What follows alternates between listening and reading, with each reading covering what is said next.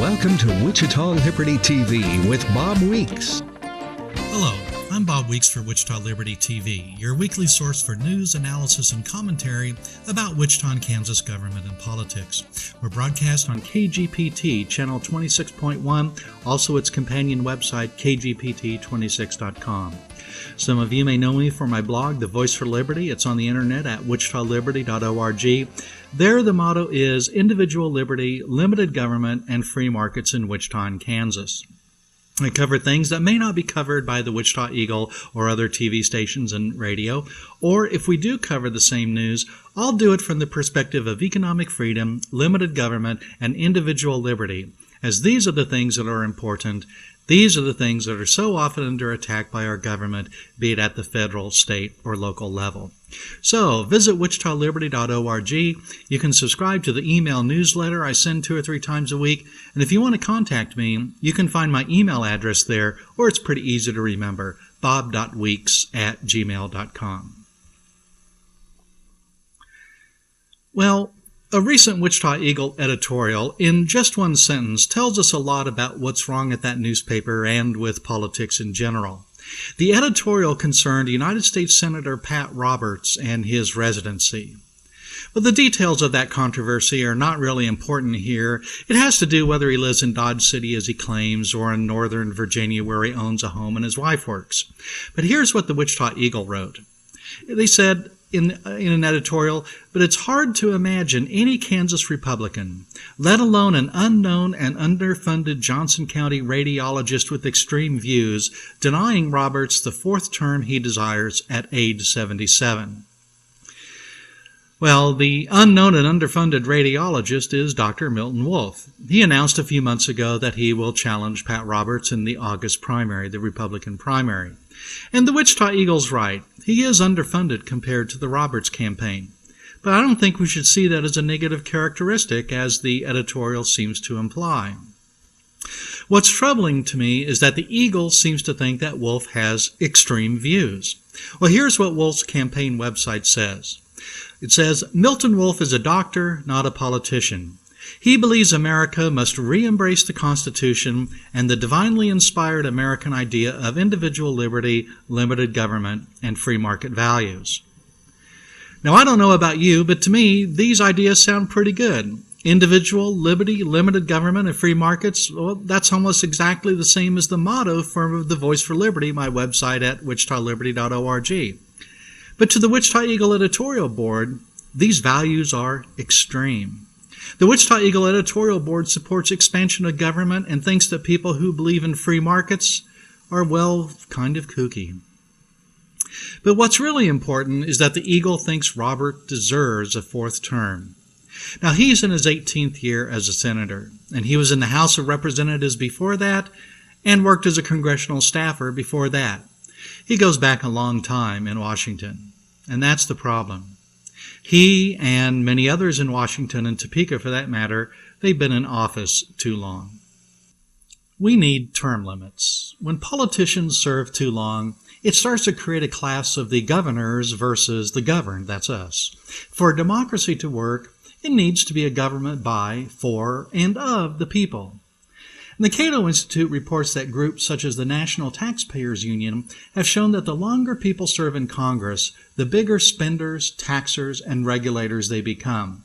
That's just as true of conservatives as it is as liberals, they found. And Cato said this is understandable. Members of Congress are surrounded at work and socially by people who want to spend other people's money and regulate their lives. It is the unusual individual, although such people do exist, who is not subtly but surely affected by that culture. So we need term limits in our country. Now, I do realize that term limits do constrain our freedoms a bit.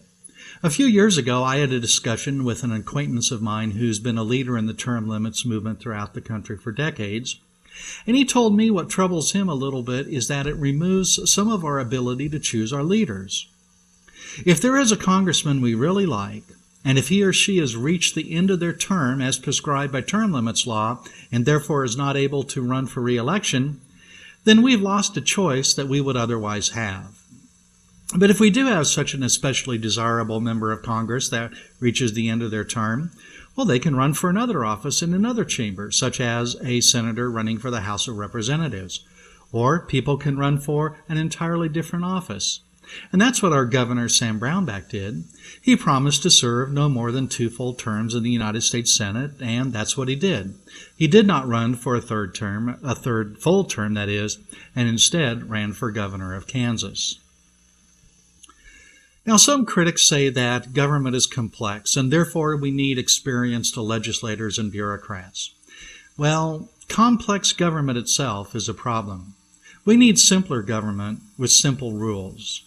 With complex government tries to control our lives too much. An example is the federal tax code, which is loaded with tax breaks, incentives, and credits, all schemes to exert control over our behavior through the tax code. And we're seeing right now the problems that an overly complex law like Obamacare is causing. And others say that if legislators have term limits, then the bureaucracy in government becomes even more powerful because over time they'll have all the experience and knowledge. Well, there's a solution to that. Mike Pompeo recently told the Wichita Pachyderm Club that bureaucrats should have term limits too. That good idea would solve that problem. I favor term limits so much, and I feel that term limits are so important to our country that whenever there is a viable opponent to a candidate who has served longer than whatever we think term limits should be, then we should support that candidate. And by the way, we should have term limits in the Kansas legislature also. The only way that we can have term limits for Kansas legislators is if the legislators vote themselves on such a law, and that doesn't happen very often. You might be asking, well, can't the people of Kansas initiate a term limits law by themselves? Well, so the answer to that question simply is no. Kansas does not have initiative at the state level. It doesn't have referendum either. These are measures that give the people power to propose new laws in the case of initiative or push back on laws in the case of referendum. You've probably heard of states that have ballot items like Proposition A, things like that. These are examples where, in states that allow it, citizens proposed a law, usually by gathering a certain number of signatures, and by doing so, force the proposed law to be placed on a ballot for the people to vote on. We can't do that in Kansas, at least not at the statewide level. In some limited cases, citizens can do this at the municipal level. And that happened 2 years ago from this very month, when Wichitans gathered signatures and forced an election over a measure the Wichita City Council had passed. I had the privilege of serving as campaign chair for one of the groups involved in the campaign, and we won. We repealed an ordinance that the City Council had passed. That's an example of referendum. And later that year, a group of citizens gathered signatures to place a measure regarding fluoridation of Wichita water on the ballot. That's an example of initiative, proposing new laws. But that measure, for whatever reason, did not pass and become law. But we can't do things like this at the state level in Kansas. And I think legislators like it that way. They don't want citizens running around proposing new laws or canceling laws that the legislature passed. The political class doesn't like that at all. And evidence of that was how much the Wichita City Council hated the referendum we passed, and their sycophants like the Wichita Eagle editorial board didn't like it either. They really did not like that people rose up against their government and used the power granted by the Kansas Constitution to let their elected officials know how they really felt. We need initiative and referendum at the state level in Kansas. Grover Norquist explains one reason why. He said, one big difference between initiatives and elected representatives is that initiatives do not change their minds once you vote them in. I think that's because laws are more difficult to change than the hearts and minds of politicians. And here's another reason why we need initiative and referendum. John Fund of the Wall Street Journal at the time wrote, without initiatives and referendums, elites would barely bother at all to take note of public opinion on issues they disdained, from supermajority requirements to raise taxes to term limits.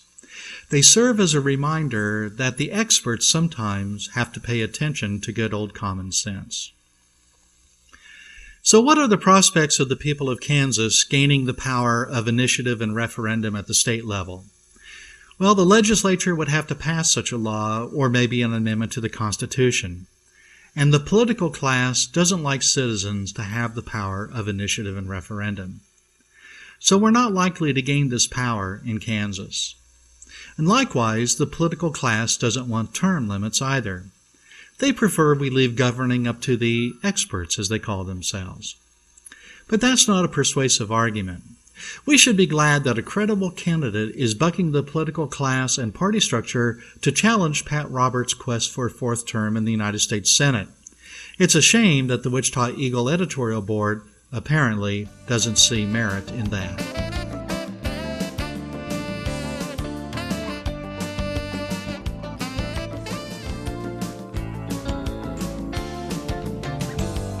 Welcome back to Wichita Liberty TV. I'm Bob Weeks. Well, over the course of the past year, we've often relied upon Henry Hazlitt and his book, Economics in One Lesson, for guidance. And here is that one lesson.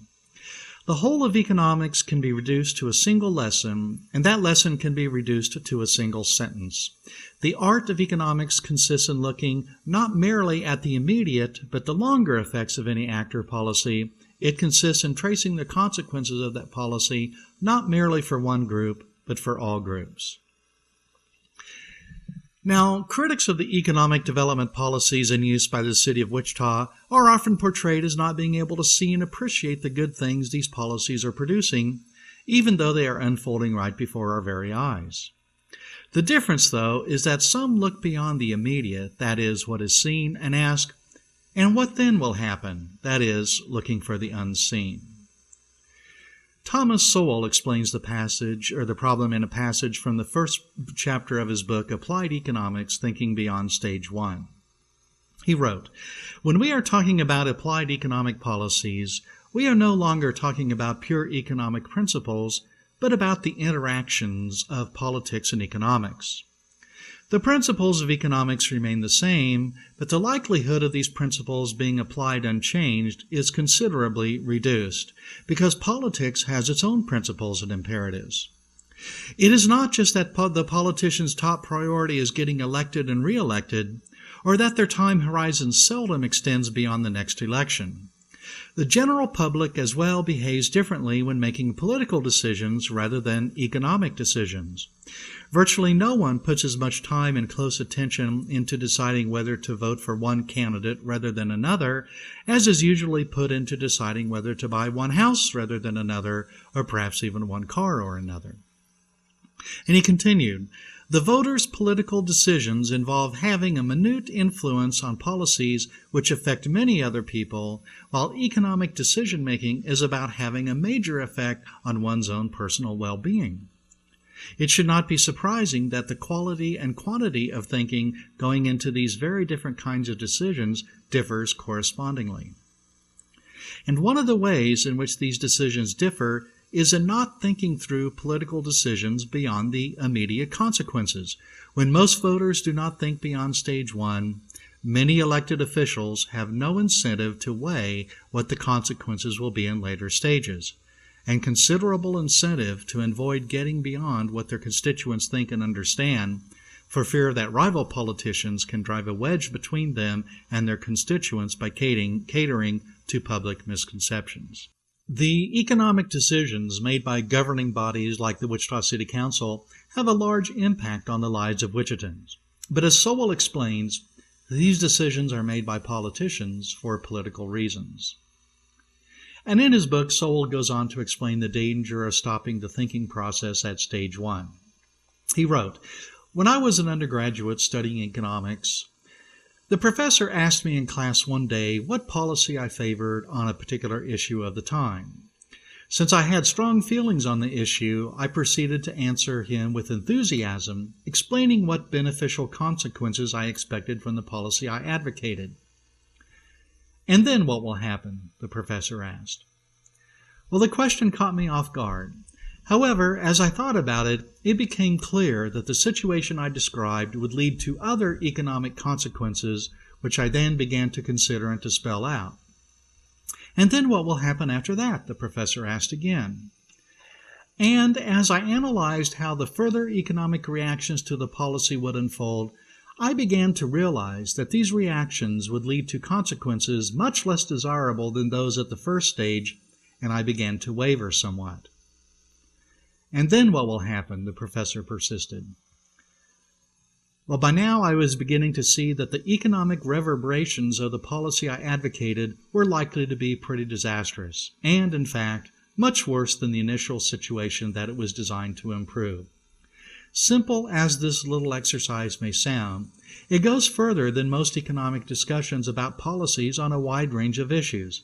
Most thinking stops at stage one. We see stage one thinking all the time when looking at government. In Wichita, for example, a favorite question of city council members seeking to justify their support for government interventions, say such as a tax increment financing district or some other form of subsidy, is this: how much more tax does the building pay now? Or perhaps, how many jobs will or did the project create?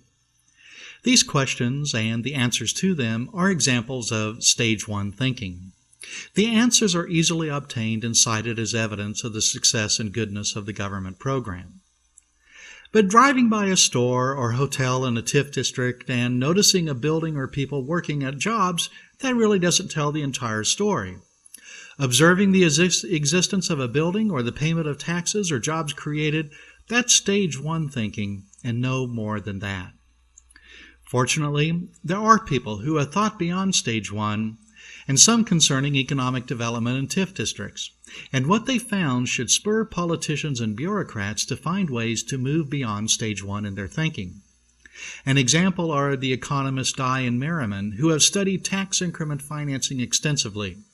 One of their papers states in its conclusion, "If the use of tax increment financing stimulates economic development, there should be a positive relationship between TIF adoption and overall growth in municipalities.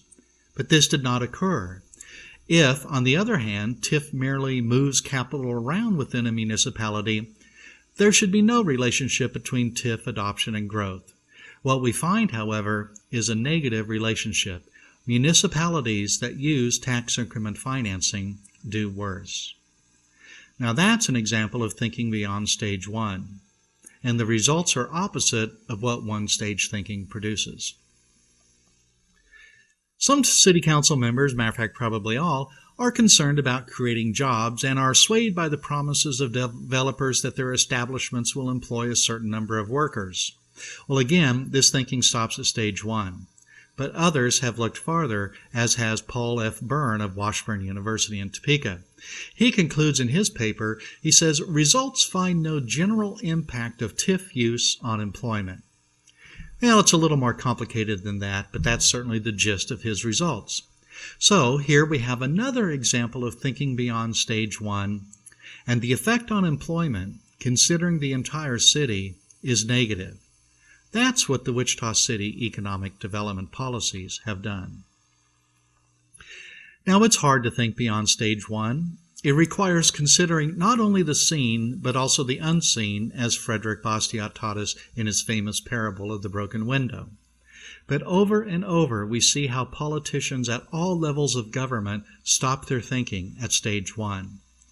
This is one of the many reasons why we need to return as much decision-making as possible to the private sector and drastically limit the powers of governments and politicians. But we never learn, it seems. You remember the charts we've seen showing the poor performance of the Wichita economy compared to our peers? Well, recently the Wichita Chamber of Commerce held a panel discussion on economic development. Two of the three panelists were Wichita Mayor Carl Brewer and Sedgwick County Commission Chair Dave Unruh. Now, what's surprising is that Brewer and Unruh were selected as experts in the field of economic development, given the city's poor performance during the tenure of these two leaders. Brewer has been mayor for nearly 7 years and has served on the city council since 2001. Dave Unruh's been in office since 2003 and has been chair of the commission several times, as he is currently. Brewer, after 13 years holding city office, had this to say in his role as panelist, according to Wichita Eagle reporting. He said, "The Wichita City Council will look at the results of a recent community engagement survey to see how high a priority to place on economic development." Well, imagine that. Our city's longtime leader, as he enters the last year of his reign as mayor, now he's going to get serious about economic development? and will do so by relying on a citizen survey? Mr. Mayor, the people of Wichita need something better than that. And to the Chamber of Commerce of Wichita, please choose better experts to sit on your panel. Well, thanks for watching this episode of Wichita Liberty TV. I'm Bob Weeks.